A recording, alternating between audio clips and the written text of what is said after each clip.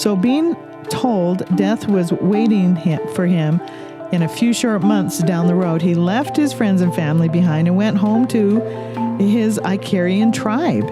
And as we said before, he wanted to be buried with his ancestor, his original tribe, in a cemetery shaded by oak trees that overlooked the Aegean Sea. But something wonderful happened on the way to his funeral.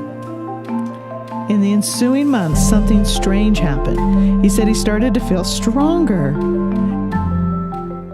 Hey, everybody, it's Dr. Jack. And Mary. And this is the Forbidden Doctor Podcast, episode 115, How Leaving the Tribe Saved a Life, Part 3. I'm so excited for this. Yes. Everybody has loved our Leaving the Tribe podcast. So this is going to culminate in a wonderful, wonderful story, except the picture on the screen is not indicating Well, that. sometimes it takes complete surrender to what seems to be an inevitable course leading to death.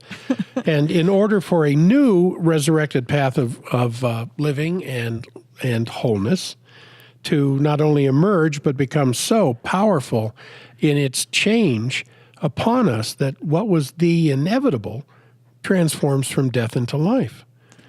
We have a beautiful podcast story to tell you to conclude this 3-part series on leaving the tribe. And it's a telling of literal transformation from a sure, awful, slow, painless, painful death to another beautiful 30-plus years of life and living in what seems to be an absolute paradise. Look at that picture. I'm ready to go. This is Emerald Cove on the Greek island Antipaxos, with its calm turquoise waters and white sand beaches. Wow. Yeah, I'm ready. I'm ready to go. Let's grab that. Well, we're going to be talking about an island in Greece here in a few moments. Yeah, wonderful story. But before, we're going to do our weekly feature, Forbidden Secrets They Don't Want You to Know. These are the secret things they keep from you, the dumb things they tell you, and the really important things they know nothing about.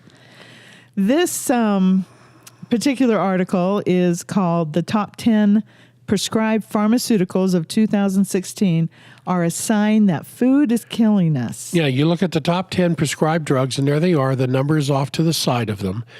And look what they relate to. The first 6 are about the heart, and every one of those conditions of the heart. Hypertension. No, one's thyroid. Synthroid. No. Yeah, synthroid. It's number 3. Number 1 is Lipitor, which is a statin. Oh, I'm sorry. I thought those were medications for hypertension, high cholesterol, high blood pressure, and heart problems, because there was a colon there, and then the drugs were listed underneath it. So in any event, you look at these drugs for the heart, and then the next one you've got Prilosec for reflux and digestion. Then you got a drug for diabetes, and then you got a drug for Oh, you're looking at the big bolded sections. Yeah. Then you got a drug for the autoimmune problems here, especially hyperthyroid. Every single one of these conditions can be altered and reversed through dietary changes. Yeah. These are all from an unhealthy diet. But they're the top 10 selling drugs, and every one of them tells us about what we are eating. Yeah, well, our food supply is being compromised and bastardized by corporations who profit handsomely by feeding the American public ever more processed, modified, and chemical-laden food. Yeah, and as if there was some kind of revolving door conspiracy where, when food makes us sick, then we just spend more money on health care. And when you look at these most prescribed medications for 2016, makes it clear that there is a direct link between poor food choices and poor health in America. Yeah. This article, you can look it up. It's in my links document. It's 50 of the most prescribed medications in America. It includes the top 9 medications used to address health problems that can primarily be associated with an unhealthy diet. Absolutely. So when you're looking at hypertension, high blood pressure, high cholesterol, all linked to diets, of course, that result in obesity due to the intake, and this is what the article says, of fatty, salty foods. See, that's so wrong. These that's are the why we're things doing they know this. nothing about. Yeah. This was in the article. They're saying these high cholesterol could be cured if you'd stop eating fatty, salty foods. And some of the latest research that's just come out shows there is no connection between elevated fat in the bloodstream and heart disease. And then, none. And then listen to this. In the article, it says, it is widely suspected sorry. It's widely suspected that diets high in sugar, processed sugar substitutes, and starchy foods will most certainly lead to diabetes. It's suspected, Jack. It's 2017, and they still just suspect. They just suspect that eating tons of sugar will hurt you. Yeah, that was crazy. Okay, here's another article, and this is the top 50 prescription drugs filled in the U.S., and they are also, let's see, topping the list is a heart drug, a statin. Yeah, Lipitor. It's Lipitor's generic equivalent. And the most popular selling drug in the world, not just America, for a condition that doesn't exist. Yes, and I'm tempted to just throw in a little short clip from Dr. McBride talking about how statins will kill you. Yes, they will. Kill you. They will. And they're giving them to babies now, Jack. Yes.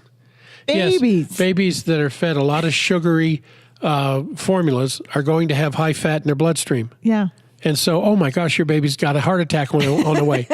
and then a parent will go, oh my goodness, really? So the top 5 drugs are thyroid or high cholesterol, thyroid disorders, high blood pressure, GERD, that acid reflux, and type 2 diabetes. All reversible through dietary changes. Yeah. So the pharmaceutical industry does not create cures. It creates customers. Well, they'll love that slide. And the current condition of healthcare in this country is appalling. If you've been listening to our podcast, you know how we feel about this. And it's not because we do not know the answers to the raging explosion of treatable diseases, but because we are kept from the knowledge of their cure. So sad. You are kept from it on purpose. So we were talking about type 2 diabetes. Here's an early 1900 medical textbook's cure for type 2 diabetes. This is a cure. This is stunning. On the left, you'll see the following foods, owing to their great nutritive qualities, are especially valuable. The first one is butter. Yeah. Oh, olive oil, cream. Bad. Cream's bad. Devonshire cream. Oh, it's bad. Oh, it's so lovely. And then cream cheeses, and then meat and poultry. Look at the number 1 on meat and poultry. Bacon. Bacon, and I'm sure without nitrates. Everybody loves bacon. Bacon, ham, pork, tongue. Dr. McBride tells that story of her daughter-in-law's coming in, and she had cooked tongue and sliced it all up, and they came in and they couldn't tell it was tongue, and they started nibbling at it, and they're like, oh, this is really good. And then Dr. McBride's son walked in and said, you know what you're eating, don't you? And they were like, no, it's tongue. And Dr. McBride says they dropped it and they would never touch it again. Oh, my goodness. Isn't that funny? Well, that's number 4 on the list of things that will cure type 2 diabetes. In their opinion, in the early 1900s, beef, mutton, goose, duck, fish, and eggs. And then look on the right side, the foods strictly forbidden. Yeah, if you went to a doctor 100 years ago with diabetes. Sugar diabetes, as they called it back then. That's what they called it back then. Why did they call it sugar diabetes?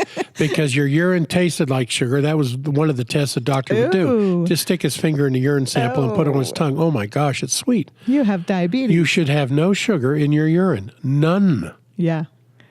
Well, I'm glad and we so don't here's do that the foods that you here. Look at the foods on the left side that, for the most part, come from something Mother Nature made. Then look at the foods on the right side. Yeah, and these foods back then weren't even all that bad, as far as they didn't have trans fatty acids. The natural foods they came from, butter and cream. Just white flour and sugar was the problem. But it was just sugars and pies and puddings and flours and breads and biscuits and what do they have here? Arrowroot, macaroni. What do we feed our kids? I mean, in every Kraft macaroni and cheese. macaroni and cheese on every kid's menu, and Yeah. it's deep fried chicken sticks or whatever in terrible oils, syrups, beer, chocolate, condensed milk. Anyway, this was their cure for type 2 diabetes. I wonder how much they had back then. Not a whole lot. Not to the rate we have it today. Yeah. So if you go to this website, yourwellnesstribe.com, I got this little clipping. Actually, Dr. Josh got this little clipping from their website on their Facebook. You won't find it on their website, but they talk about their tribe. And that's the reason I brought it up, because it's called yourwellnesstribe.com. And they talk about how they're trying to create this tribe of good eaters, that they can cure things with food, even though we're not allowed to say the word cure. So, shh, you didn't hear me say that. All right. I didn't say that. So here's our motto. First, do no harm. Do no harm. Yeah. Food cannot harm you. Yes. Except for the bad food. Okay. And this podcast is brought to you by our Ageless Thyroid. Yes, the thyroid is the master controlling gland. Your thyroid is the brain of your endocrine system, and it regulates your hormones, your energy levels, metabolism, and many other of the body's important functions. You can only find Ageless Thyroid on our website, forbiddendoctor.com, because Amazon yanked it. Yep. Yeah, I had a big, huge argument for an hour and a half with Amazon about this today. I'm so upset they took our product off, but you can't get it anywhere but on our website. So, and actually, we're running low on it. We're about out. Yeah, so we've put another order in, but it won't be here for a little while. For a couple more weeks yet. Yeah, it's been really popular. It's sad. It was selling so well on Amazon, and they're going to destroy the order that we sent there. We sent them 64 bottles, and they're going to destroy it. Where is it? It's in Cincinnati? Chattanooga, Tennessee. I'm almost ready to jump in the car tonight and drive over there and pick the stinking thing up and bring it back home. We'd drive for a couple of days, actually. Well, okay. Yeah. If we could go together. And we could just walk out on the dock, because they say it's lost. Yeah, we could find it. We know what our box looks like. It says Ageless Thyroid. Yeah. And they just won't take the time. They're such a big company. They're like, let's just tell them we lost it. And they were going to give us like 10 cents on the dollar for our product. Yep. And I kept telling them, no, I won't accept anything less than what it would have sold for. But more importantly, I don't want the money. I want the product back. This is precious to us. It's our blood, sweat, and tears. It's 25 years of clinical practice putting this together. This is what got rid of my breast lumps. Yes. This is what I put together for all of you women out there that don't want to take what I took for 10 years or so, I don't know, to get rid of my breast lumps. And it's our first podcast, Mary's Melting Breast Lumps. And this is the product I produce. It's my baby. And it just makes me sick that they're going to destroy 64 bottles of this. That great big company. We're just a little teeny thing. All right. But it's brought to you by this, so please go. Get it for your family. Get it for your wives. Get it for your mothers and your daughters, even your men. Of course, this helps loop the HPA axis back together. And look at all those whole food glandulars we have in it. Whole food thyroid, for which we got yanked for. Desiccated hypothalamus, adrenal, pituitary, anterior pituitary, which specifically helps women in their periods. And then, of course, iodine, selenium, tyrosine, zinc, and then 4 of the best herbs in the world for your endocrine system. It's an incredible product. And if I sound excited, it's only because I am. Well, the feedback we get from patients.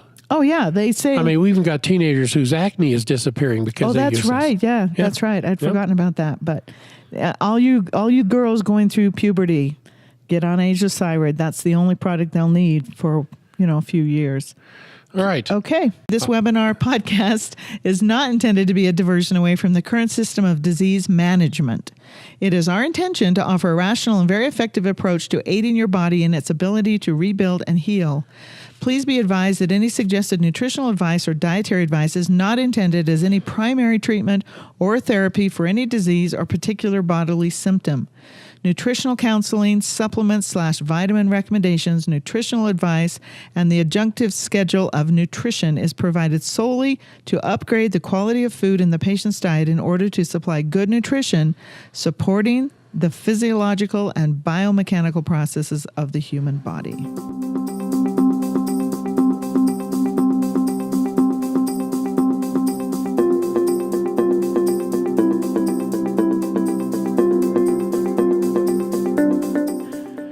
So, we're going to tell you a story. Yeah, this is a really cool story. In 1943, a Greek war veteran from Icaria, Greece, named Stamatis Moriitis, came to the United States for treatment of a combat mangled arm, and he survived a gunshot wound. He escaped to Turkey, eventually talked his way onto the Queen Elizabeth that was then serving as a troop ship to cross the Atlantic. And, of course, we're talking about Stamatis Moriitis, who That's came his from name, the island. Stamatis Moriitis. Yes. See that little picture of him right there? Came from the island of Icaria, And here it is. which is an island of about 99 square miles and home to almost 10,000 Greek nationals. It lies about 30 miles off the western coast of Turkey, and its jagged ridge of scrub-covered mountains rise steeply up out of the Aegean Sea. And before the Christian era, this island was home to thick oak forests and productive vineyards, and its reputation as a health destination goes back 25 centuries. When the Greeks traveled to the island to soak in the hot springs near Therma. And then in the 17th century, Joseph Georgianus, the bishop of Icaria, described its residents as proud people who slept on the ground. And the most commendable thing on this island, he said, is the air and the water, both so healthful that people are very, well, long-lived, it being an ordinary thing to see persons in it of 100 years of age. And Icaria got its name from the Greek myth about Icarus, who, as legend has it, plunged into the sea close to the island when he flew too close to the sun. You know, talk about leaving your tribe. Yeah. And his wax and feather wings melted. There he is. Do you guys all know that story? Oh, yeah. Do you want to tell it real quick? Well, Daedalus, the father of Icarus, was showing him, they made these wings. The idea they made these wings so that they could teach man how to fly. And Icarus, believing that Apollo was the sun, and Apollo would come across the sky with his chariot of fire, and he was going to go up there and fly so high that he would be above everything else. And his ambition got the best of him. And he Not melted. that ambition isn't necessarily a good thing.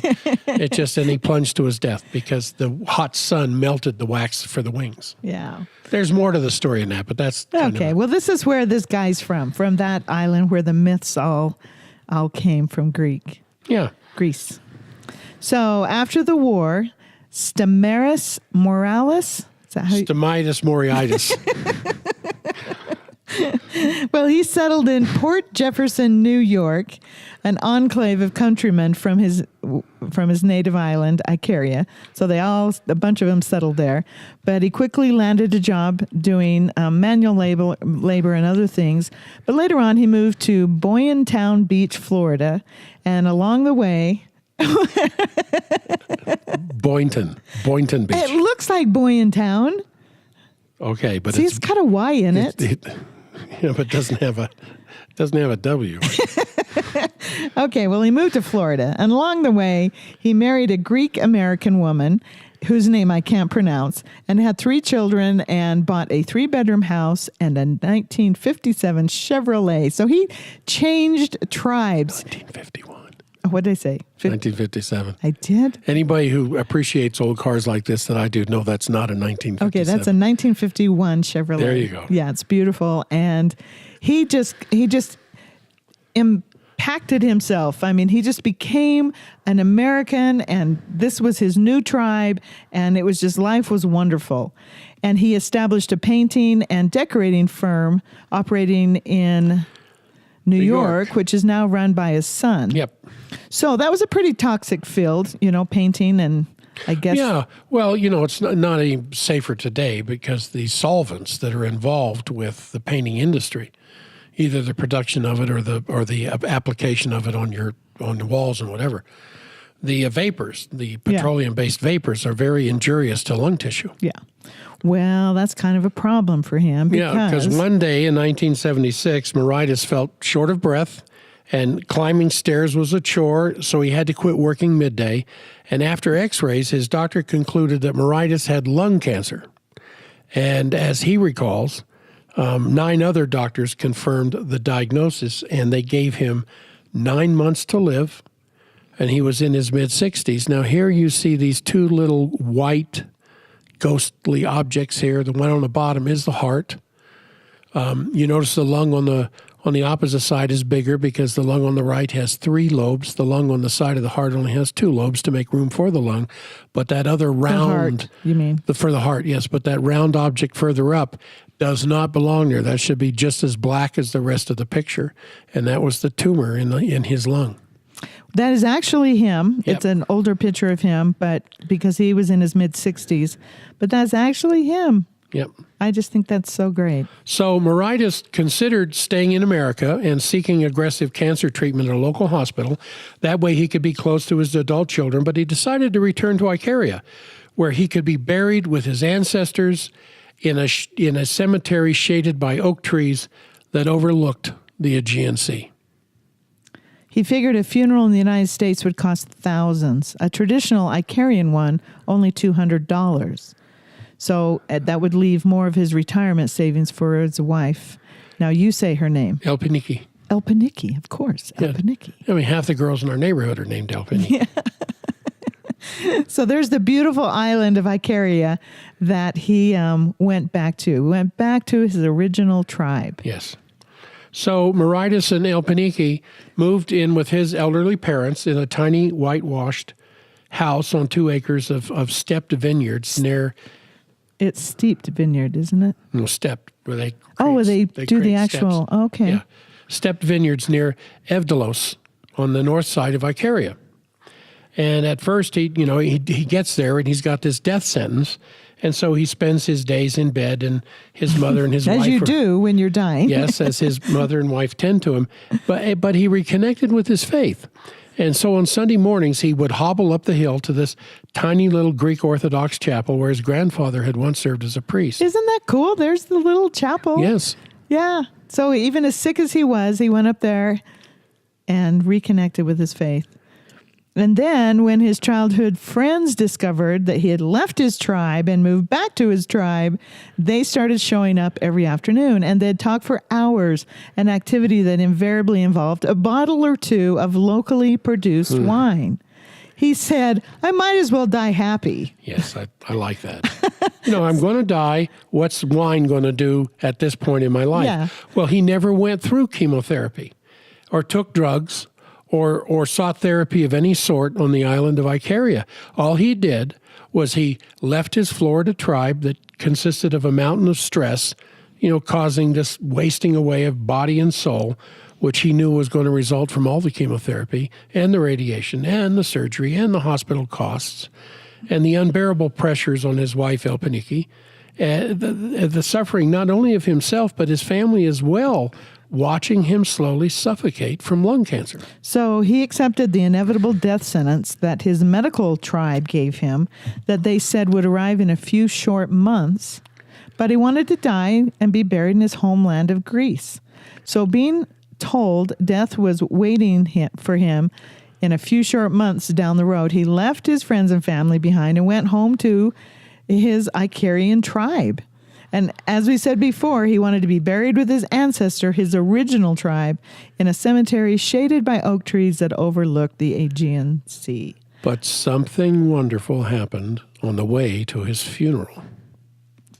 In the ensuing months, something strange happened. He said he started to feel stronger.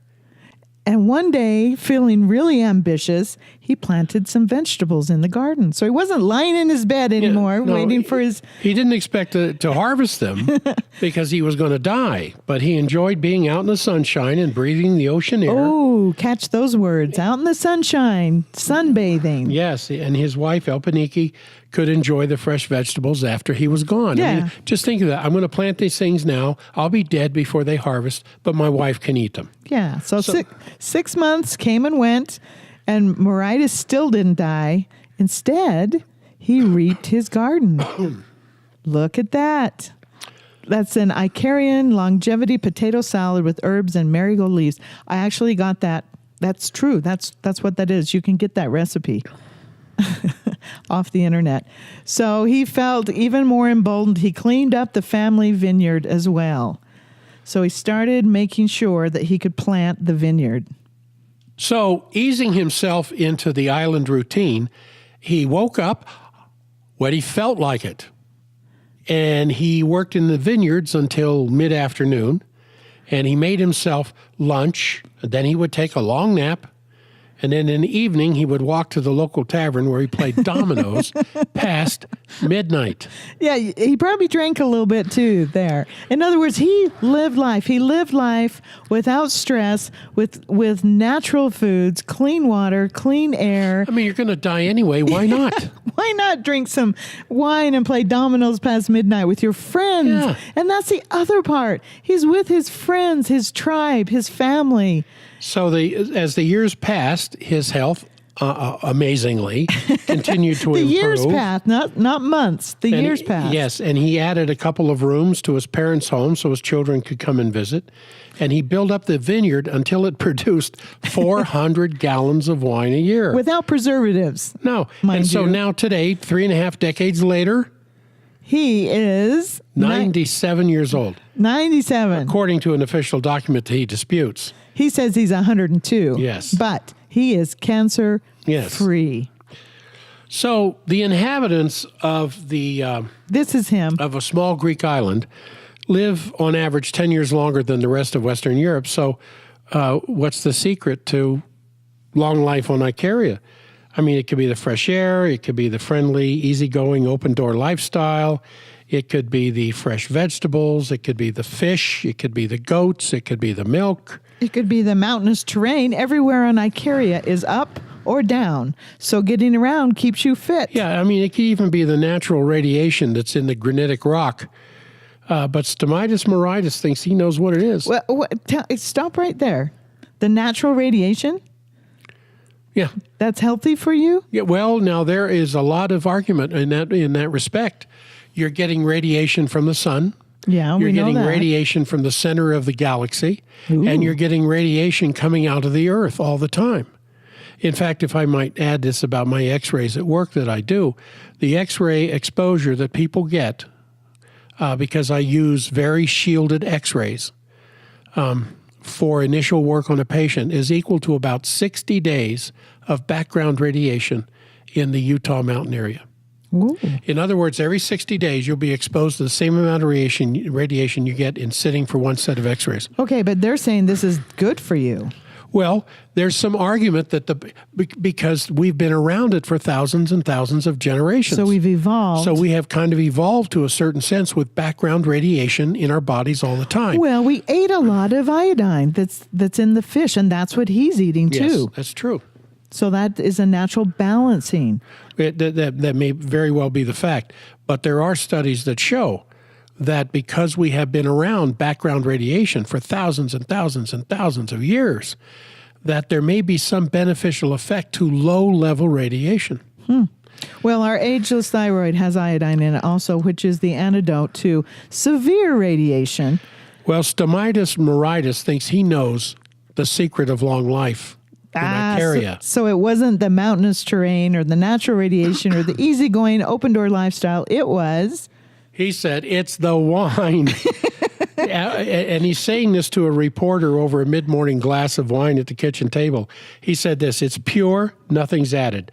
The wine they make commercially has preservatives. That's no good. But this wine we make ourselves is pure. Now, we're not giving this presentation today as a To push reason wine. to push wine. It's how he saved his life by leaving one tribe and moving to another. Yeah, he celebrated his 98th birthday on New Year's Day. He says he's older. We talked about that. But the documents put his date of birth as January 1st, 1915. So, but where he is, regardless of whether he's 97, 98, or 102, he's there with his whitewashed house, his olive trees, his fruit trees, his vines, and he makes, according to the size of his vineyard, about 700 liters of wine a year. and this New York Times reporter that was talking with him, he asked him, he said, "Do you drink it all yourself?" And he said, no. He's shocked at the suggestion. I drink it with my friends. Yeah, the wine and the 700 liters. Yeah. He drinks with his friends. that would be 2 liters a day. You think his friends have their wine? Probably. Yeah. But he spends his day with his friends and his family, and Well, it's made Stomitis a poster boy for the healing effects of Icaria. yeah, not just wine. Yeah. So 45 years ago, living in the U.S., he was diagnosed with terminal lung cancer and given 9 months to live. And at the time, he says this. He says, at the time, it was very expensive to have a funeral there. So I said to my wife, I'm going home to Icaria to be buried with my parents. And so while he's telling his story, there's a twinkle in his eye. He's in full flow. It's a story he's dined out on many times, and he clearly doesn't tire of telling his story. He said, I found my friends in the village where I was born, and we started drinking, and I thought, at least I'll die happy. Every day we got together, we drank wine, and I waited. Time passed by, and I felt stronger. 9 months came, I felt good. 11 months came, I felt better. And now, 45 years later, I'm still here. Icaria's reputation as a health destination dates back 25 centuries, and residents of the island Icaria in Greece live profoundly long and healthful lives. So the story source here that we've given to you with the New York Times, you can go ahead and read the whole story yourself. It continues like this. I'm quoting from the story. I called Stomitis Moritis, and he picked up the phone in the same whitewashed house that he moved into 35 years ago. It was late afternoon in Icaria. He had worked in his vineyard that morning and just awakened from a nap. Oh, geez. Yeah. We chatted for a few minutes, but then he warned me that some of his neighbors were coming over for a drink in a few minutes and he'd have to go. But I had one last question for him. How does he think he recovered from lung cancer?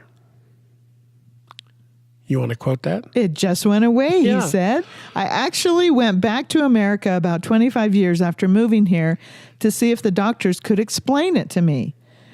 I had heard, the New York Times guy said, I had heard this part of the story before.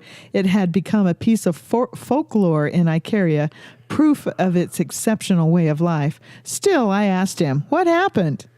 My doctors were all dead.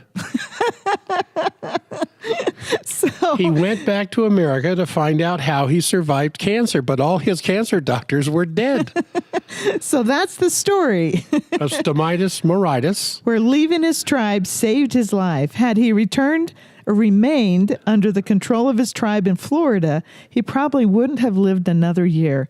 And look how happy he is at 98. Yeah, although he says he's 102. He's 102. 98, 102, 4 years. Who's going to quibble? It's such a beautiful story. So at the end of the day, though, it's natural to wonder whether the good health of the Icarians may have as much to do with what they're not eating. Yeah. Are they doing something positive, or is it the absence of something negative? In the United States, you can't go to even a movie or walk through the airport or buy cough medicine without being routed through a gauntlet of candy bars or snacks and sugar-sweetened beverages. Look at that. The processed food industry spends more than $4 billion a year in advertising alone, tempting us to eat this horrible stuff. So you have to think, was it the beautiful clean air, the friends, the good food, the fish, the pig, everybody? It was the wine, according to Stomitis. According to him. But another part of the story, which we just didn't tell, was that every single family has a garden. Yes. Every family does, and they eat from the garden. But they all have pigs. In fact, this New York Times author went over there and met with a whole bunch of centenarians, and they said they named their pigs. I guess they didn't mind eating their named pigs, but they appreciated them. It's like the cows that are so precious in India, and they're not allowed to kill them because they give that life-giving milk. Yeah. So, because you don't kill the goose that lays the golden egg. Yeah, exactly. And so this pork that they ate, which in America, it is like, you eat pork? You eat bacon? How dare you? That's the most filthy meat in the world. And it's not true. Pork has the closest DNA to our DNA. That's why we use pork in surgeries and heart valves, porcine heart valves, yeah. porcine heart valves, and it's in our long life energy enzymes, the desiccated pancreas. So it's long life energy enzymes is just a wonderful product to take if you don't like eating pancreas, cooking up, frying up a little pancreas in your fry pan. So we think it is also what they're not eating in Icaria. Yes. So they have their garden, they have their fish every day. All the wonderful good things that nature provides. Their pork, yeah. But they also don't have They all don't the have wonderful good things that the candy and the food industries of America They don't provide. have big hunks, Jack. I love big hunks. They don't have Almond Joy. I used that's to such eat a good that candy stuff bar. all the time. Yeah. All the You time. also had lumps. I had breast lumps like crazy. I remember when I was dating you and you gave me, I don't know, $100 or something to drive up to Salt Lake. And I remember stopping at a convenience store and I'm so embarrassed to tell this, but I didn't know any better. I was raised by a medical family and I bought so much candy. I'm not saying they told me to buy candy because they didn't, but I bought so much. I mean, Big Hunks and Almond Joys and Charleston Chews were my favorite. And what are these crunchy little things? And I don't think I've bought these in over 2 decades now to speak of. Maybe a little bit here and there. Right. So, and then I had all the breast lumps, and that's all in our first podcast you can go listen to. So, our next slide is a hero that left his tribe and saved many, many lives by doing so. This is Dr. Gonzalez on the right, who we have based our long life energy enzymes on because of his medical practice where he saved so many lives using the pancreatic enzyme. Yes.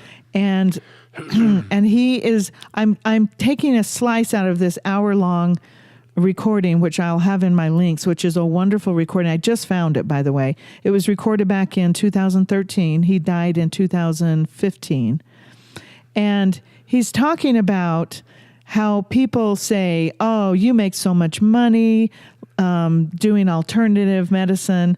And just take a listen to this hero that This runs about 5 minutes, so listen closely to what Dr. Gonzalez has to say. Yeah. But he was getting patients well with nutrition. And my goal as a researcher and physician was to do the best for my patients and follow the scientific truth. So I turned the jobs down and the harassment started. I was a renegade. I was one of them. So that made it even worse. I wasn't an alternative practitioner. I wasn't a health food store owner. I was trained like one of them, Ivy League educated. Oh, that's baloney. So there was a backlash, no question about it. That's what's most amazing as a filmmaker when I got to get you into my I Cure Cancer Part 2 film is you got MD behind your name. You're trained in the oncology, in the bone marrow. You know what you could be using. And you chose the nutritional approach. That's because you're a man of honor and integrity, and you have a heart and soul, unlike many of them out there, I guess, or just pure ignorance. I guess, do you agree it all started back in the early 1900s when Rockefeller, who owned the pharmacies, and Carnegie, they basically invested into the medical schools and basically changed the way our doctors learn, and that's why it's all pharmaceutical based today? Is that what our situation is? I think that's absolutely correct. And that's not conspiracy theorizing. That's the way it happened. Right up until 1900, there were many very good, top-quality academic homeopathic medical schools in the U.S. where students would go and learn anatomy, physiology, biochemistry, but also nutrition and homeopathy, and they would go out and practice legitimately. But with the Flexner Report and the Rockefeller Foundation money, increasingly, the Rockefellers made their money Standard Oil. A lot of pharmaceuticals are made by natural chemicals. Increasingly, the tides shifted against any kind of natural approach, nutritional approach, homeopathic approach, to strictly patentable pharmaceuticals derived from chemicals. So there was a complete switch. All the homeopathic medical schools were actually forced to close, and they don't even exist. They haven't existed for 80 years. So there was a complete change, yes. And the Flexner Report really changed the direction of medical education from this kind of, we'll accept homeopathy, we'll accept nutrition, we'll also treat the standard conventional medicine. There was a lot of acceptance for different approaches. That was wiped out until it became just a singular approach, which is the pharmaceutical-based, drug, patentable, synthetic chemical approach with the elimination of all nutrition. When I was in medical school, other than, I was doing my Kelly research, living in two different worlds, but in my formal medical education, it might have been 2 hours of nutrition, and there was a joke. It was considered a joke by the students. So, yeah, there's a complete shift toward pharmacology, pharmaceutical, synthetic chemicals. And then the pharmaceutical industry, I don't know that they own medical schools, but certainly they finance professorships. A lot of the research in the U.S. is financed by pharmaceutical companies, and even the government academic research institutions like the NIH and NCI. They're basically training grounds for the Harvard Business School for the pharmaceutical industry. You spend 5 years at the NIH, you end up in a pharmaceutical company making $1 million a year as a vice president. So a lot of the people who are in government now end up in the pharmaceutical industry making very lucrative salaries. Yeah, I know.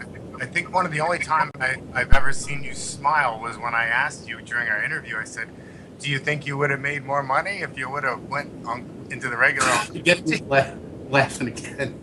I always laugh when the critics, whoever these irrational critic, the only reason they can't accept that a smart, well-trained, Ivy League educated physician trained under Harvard Good would be doing this because it's a sense of honor and integrity and because it works. Now, it has to be some insidious motivation, either I'm perverse or I'm some kind of neo-Nazi physician who wants to torment people, or for the money. That's the most logical. They're doing it for the money. Are you kidding me? Bone marrow transplants, they cost $500,000 a shot. And, it's easy money. Insurance pays for it, so it's, quote, free. And you want to be a multimillionaire, you go into bone marrow transplantation. Believe me, I was there. I saw the money that those things bring in. Every hospital in the country now has a bone marrow transplant unit because they're money makers, and it's all covered, and Medicare covers it, and insurance companies cover it. Oncologists are multimillionaires because what people don't realize is that oncologists make most of their money not from the office visits, but from the sale of chemo to their patients. Every oncologist has a room where they do chemo, and have 15, 20 people getting chemo. What patients don't realize is the markup on those drugs is extraordinary, and all the profit goes to the oncologist. Even the Wall Street Journal has done articles about that. And the oncology lobby is so strong, they've actually got regulations in place where they don't have to do informed consent and tell the patients that they're making money off the sale of chemo in their office. They're allowed to do that without having to tell the patients. So patients don't realize that there's actually a vested interest in oncologists to use chemo even when there's no evidence that it works. So if I wanted to make money, I'd be a conventional oncologist. First of all, it'd be an easier life. I wouldn't be attacked. People would love me. I would be part of the team, part of the club. I would be invited to all the fancy meetings. Drug companies would be flying me around the country. So if you want to make money, that's what you do. Do an alternative medicine. You don't make a lot of money. It's not covered by insurance, first of all. So you have to really think of that. Every time you take on a patient, you have to realize that they're going to pay out of their own pocket. It's not the insurance company where it's, quote, free, although it isn't free, of course. One reason healthcare costs are so expensive because the oncology budget is astronomical. I read just recently, oncology brings in makes about $112 billion a year. I'm not sure if that's accurate. I've read different figures, but it's over $100 billion a year just in the U.S. It's a very expensive proposition, conventional oncology, and that's where the money is. So this idea that alternative practitioners like me do it for the money, it does make me happy. Usually I don't smile on principle, but when you bring that up, I'll always kind of chuckle. It's so irrational. Wanted to make money, I'd be doing what they're doing. Yeah, good point. Oh, my goodness. If he wanted to make money, he would have stayed in that tribe. If he wanted to make money, he would do what they're doing that's making all the money. Yeah, I just thought that was such a little gem from, the cost, what do you say, $100 billion? $100 billion a year they make off of chemotherapy. Yeah. Do you think that's going to go away anytime soon? No. No. And saddest thing in the world is he died. And we don't know. He may have died because he left his tribe, because we don't know why he died. We don't know if he was killed. We don't know what happened. He died of apparently no cause whatsoever. He just dropped dead walking down his hallway. Yep. There was no heart attack. There was no poison in him. There was no aneurysm. They absolutely, on the autopsy, could not find a cause of death. Yeah. and he just died. And that is the saddest thing ever. So we're trying to carry on his legacy. Dr. Isaacs out in New York City is also carrying on his legacy, who I met with. That's his former associate. Yeah, a wonderful doctor. And But she's taken on the work he was doing now in Manhattan. She has, but he is just, and so you can go to this video. I have it in the links. I'm sorry it was such a poor recording. It actually, probably because I downgraded it so it wouldn't take up so much memory, but it's a really pretty good recording on YouTube. And go to I Cure Cancer.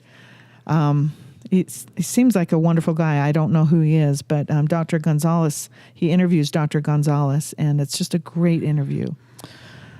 But if you can't make it to Icaria, Greece, and you've been diagnosed with cancer, listen to podcast 95. This is Joseph Antel, who we interviewed with his lymphoma, and it's an amazing podcast. And I put on our website, our cancer protocol is on there. There's also a handout with his protocol, but this is the exact same protocol he used. Yeah, the protocol is designed to support your body nutritionally while you are doing anything your oncologist suggests, whatever your oncologist and you're suggests comfortable you do. with, because it's your choice. The support is to support the immune system, the kidneys, the liver, And the pancreas. especially the pancreas. Specifically, yeah, and your digestion. So, but he put together a protocol which he followed for 2 years, and there's the before and after PET scans of his cancer Yep. going, and he did not do any chemotherapy. No.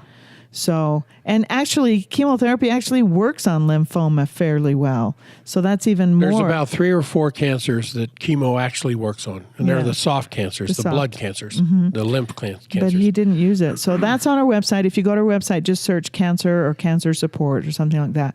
We also have on our website an anti-aging protocol for those of you that don't have cancer. And don't make it to Icaria on a regular basis. Yes, see, there's Icaria up in the right-hand side, and it's just a beautiful island. And if you don't drink copious amounts of wine, and one of the actual healing aspects of wine is resveratrol, Yeah. but it's also in Herbavital.